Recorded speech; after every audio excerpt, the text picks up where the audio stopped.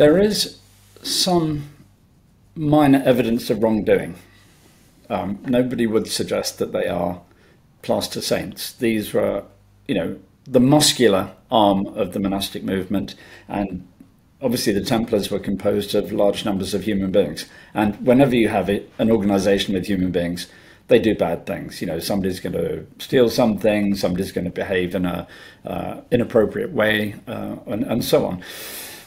So if you take that as a given, but look deeper than that, what you find is they were accused of a wide range of different offences, ranging from very minor things, which were often just ignorance, through to really outlandishly huge things like creating their own secret religion,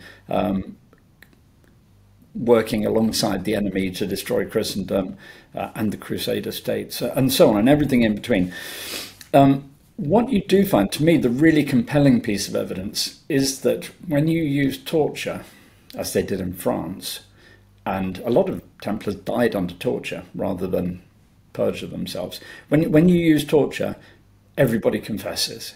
And to me, it's a resounding indictment of how not only that torture is repugnant, but it's also ineffective. Basically, if you torture somebody, they'll say whatever you want. So the Templars in France admitted to being heretics, to being Satan worshippers, to committing acts of bestiality with cats, and you name it, they confessed to it, because that was what they were being told to confess to by the people who were burning their feet off. In places like England and Ireland, where the judicial system didn't have such a ready kind of recourse to torture, nobody confessed to anything, and the inquisitors could produce no evidence really whatsoever. So I'm certainly inclined, almost 100% positive, that the charges were false.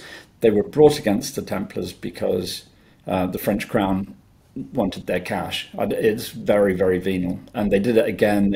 The same French government pillaged the Jewish community because they had money and they wanted it. And a few years later, they did exactly the same to the lepers, ironically.